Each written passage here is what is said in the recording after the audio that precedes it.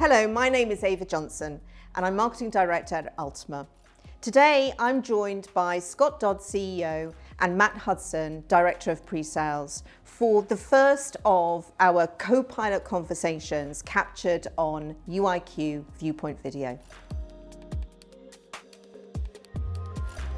Well, anybody who's not using Office Suite is probably a good people, although I'd highly recommend that they go and get Office Suite. But pretty much anybody who really uses productivity tools can gain advantage. If you think about the cost of Copilot versus productivity, as long as you can make better use of that person's time for the time they're saving, then it's worth doing. You're talking about a couple of hours a month of saving will pay for the license for even the lowest level worker. Most people will get at least 2 hours, if not 4, if not 10 or whatever. So it is a case of what you're going to use their spare time for. And if they're going to sit there and do nothing during that time, probably don't buy a license. If they're going to sit there and do something else in that time, then absolutely, yeah, every single person, pretty much every business on the planet will be able to make use of this.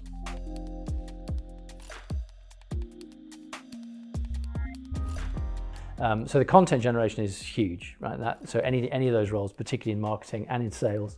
So I say marketing and sales together have the biggest ROI opportunity in terms of responding to customers. Then into managed services where, it's not, Copilot on top of ServiceNow and the connectors you can have with that, bringing data through from what the customer's asking and how you get, you can ask it questions of what this customer was doing yesterday, what were the responses you need today. All those things are going to be massive for customer service. And then in finance, I think finance will be huge beneficiaries of this in an acceleration of some of the Excel stuff they do.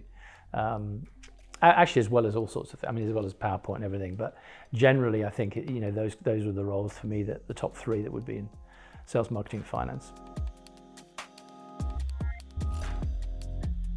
I think Scott touched upon it earlier, where unless you know the capability of the software you're using, you're not going to be able to get the most value out of Copilot, because you're not going to know what it is that you're asking Copilot to do. Because it can't do everything. It can't go and make you a birthday cake. It can tell you the ingredients for it, but it can't go make you a birthday cake.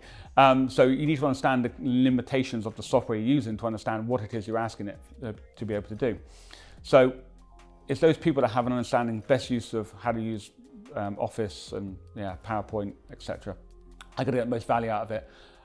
But even those who don't have huge amounts of skills in those areas can get value out of it as well, because they can ask Copilot, how do I do this? And actually at the moment they have to wait for a training course, they have to Google it or whatever, but actually being able to say, how do I create a pivot table with the data I've got here? And it will know. You need to know what a pivot table is, but you'll be able to do it, but most people do. Or how do I change this picture to a different picture in PowerPoint? Or how do I make this text bigger? How do I do X, Y? And those how-to questions, I think, will help people who don't have the skill sets be able to get to the level of skill sets where they then know how to ask it the right questions to be able to compile more complex stuff. Well, there's huge benefit there. I think some of the kind of coaching that you can get from the software to say, is this the right way to express my thoughts and feelings about responding to this email or whatever, and you can come up with different styles of response. So, neurodiverse people who struggle with producing emails or responses on a general basis, it will massively help them, and that's a huge area. I think something we've talked about.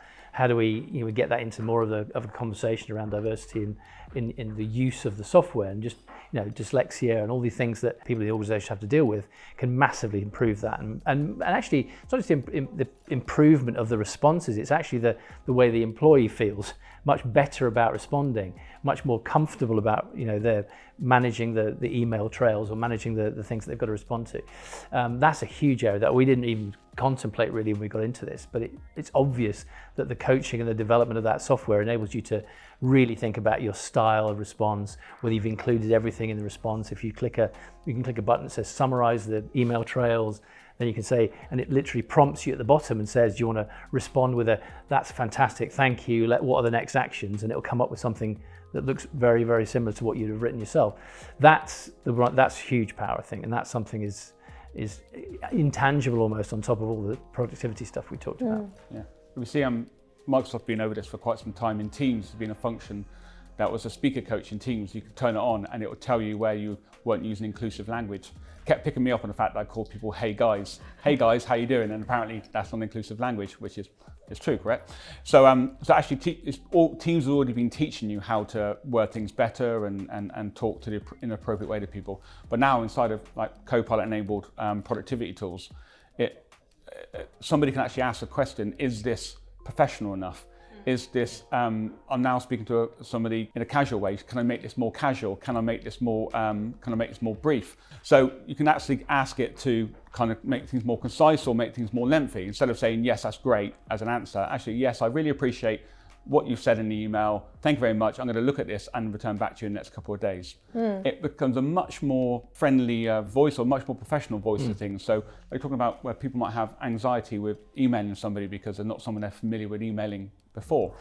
That becomes easy where you're actually asking Copilot, can you make, this is someone I'm not dealt with, can you make it more formal, please? Make my language more formal. Yeah. That's really quite cool.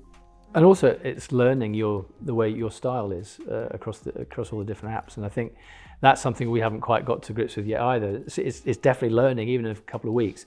It's learning the things that I respond with, and it's now creating that. When I ask it to respond, it doesn't put in best regards, because I never do that. It puts in thanks, Scott, or regards, or whatever. It doesn't. So it's clearly learning as you go and trying to make sure that it responds in the way that you're comfortable with. And I think that would be true in the neurodiverse area as well. So we will continue this conversation, but for today, thank you very much.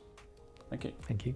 So if you want to know more about Copilot, what it can do for your business, or you need just to understand what are the next steps you need to take, then watch out for our monthly webinars, or consider doing an assessment by filling out one of the forms on our website, www.ultima.com. Thank you very much.